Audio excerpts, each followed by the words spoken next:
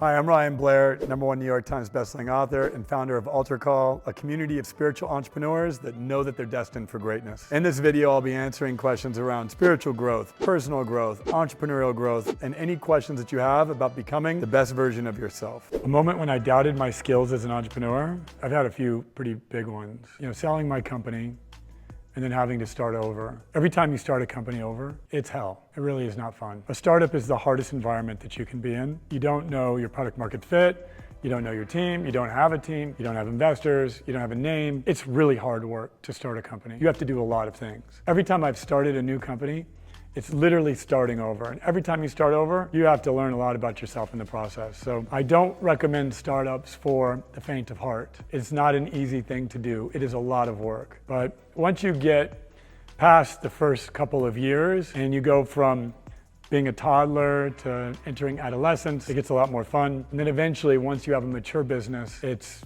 an opportunity for you to have a whole lot of fun. But the starting days of it, it's just like having a brand new baby. It's messy. It's a lot of sleepless nights, especially if you're a brand new parent. You don't know what the hell you're doing. And every time you start a new business, you think you're going to bring the cumulative experience that you've had in the past to this new venture. And there are some things you bring to the new venture, but you still have to start from the beginning.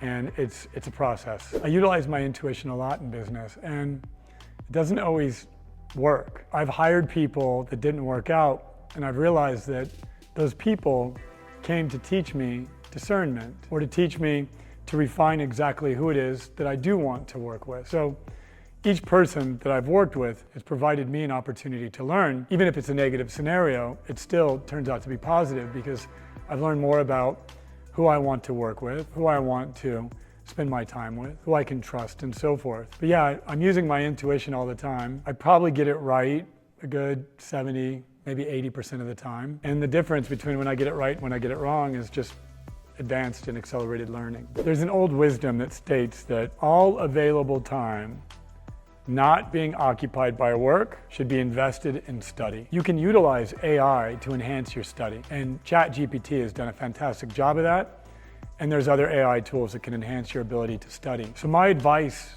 to everyone out there is every minute of every day that you are not investing into your work or into your family or into your life, you should be investing into your study. And you can utilize AI to enhance your study. You can utilize it to make it more effective, more productive, more intentional, but you have to be careful because many of the AIs out there, the ones on Facebook or Meta, the ones on YouTube, they're trying to make you anything but more productive. They're trying to capture all of your attention. So you have to be very, very careful in the use of these tools, and you have to use them intentionally. Otherwise, they will use you intentionally. We are now at the stage where we're hiring scientists and investing in research and development, and it's a lot of fun to wake up every day and be surrounded by brilliant minds doing brilliant work, and knowing that there's a chance that we make a discovery that adds to the human book of wisdom is a really exciting place to be. I'm privileged to work with some fantastic team members that are brilliant, and I get to innovate and create. So it's a dream come true. It took us 3.5 years to build the foundation so that we could start inviting scientists into our business to start innovating. And now that we're doing that, I'm having the time of my life. I have to tell customers no, or I don't take on certain customers. We have a lot of people that will reach out to us in industries that we're not in alignment with. Not to judge, but I don't want to spend my time helping a person grow a business that might get people addicted to something. Or I don't want to spend my time helping someone grow a business that's going to maybe do 10% harm and 90% good. I prefer to spend my time with companies that are going to do 100% good. So I have to make those choices. And many people reach out to us to work with us, and they might be very spiritual, but I can't get my head around their business because I wouldn't want my son to participate in their company. And if I wouldn't let my son participate in their company, I wouldn't let my team participate in their company. I've hired friends and had to let them go. I've had friends as co-founders. I've made a lot of mistakes in that category. Now I'm much more disciplined in the way that I work. I often will tell my friends that I'm also in business with that there's a difference between being friends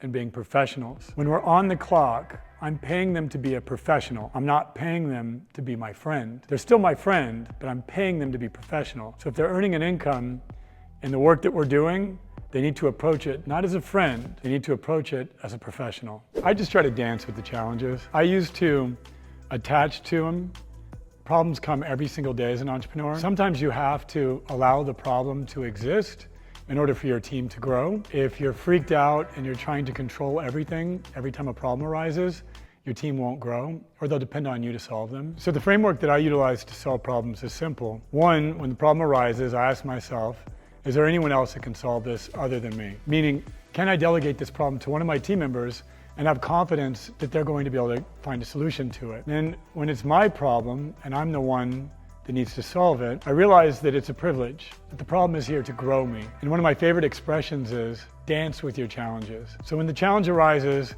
I just say, let's dance, which changes my energy as opposed to being attached to it, afraid of it, angry by it, or annoyed by it. I see it as an opportunity to learn to dance. And as a person who's not such a great dancer, I need a lot of opportunities to learn to dance. When I was not in alignment with my spiritual beliefs, my business was filled with chaos, failure, conflict, ego. It was a terrible environment to work in. When I got in alignment with my spiritual beliefs, my business has been filled with growth. Both growth of myself and my team, but also growth in revenue and assets and all the other key measurements of growth. Spirituality should not just be tolerated in business, it should be celebrated in business. I've called in great team members by way of prayer. I've called in great customers by way of prayer. I've called in great investors and financial contributors by way of prayer. Spirituality is everything in business. When I reflect back at all of my successes in business, they were when I was most spiritually aligned. When I fell out of that alignment is when things fell apart. If you're a college graduate and you want to pursue entrepreneurship, I think that it should be seen as a sacred endeavor.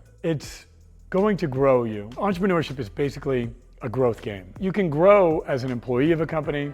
In fact, my first 2 jobs were with entrepreneurs, and I learned from them, and then I started my own company. I think a lot of college graduates make the mistake in that they never get an actual job. They're never in an environment where they learn how to do things properly. So I had a couple of mentors that were entrepreneurs, and I learned in their environments, and then I went and started my own company. I did it very quickly. I did it while I was in college, but I had a couple jobs first. I always have that context. I learned a lot during those jobs, and I apply them even to this day. So my advice to a college graduate would be, get a job first with a very entrepreneurial company, find an entrepreneurial mentor, study underneath them in an industry that you're interested in going into or that is parallel to the industry that you're going into, and then make the jump into entrepreneurship. After you have some skill, some experience, some connections, and some contacts, and some context as to what it takes to actually build a company. Many people, they bypass the whole get a job route and they go straight into trying to build a company, and they have no context whatsoever in how to do that. Hey, if you like this video,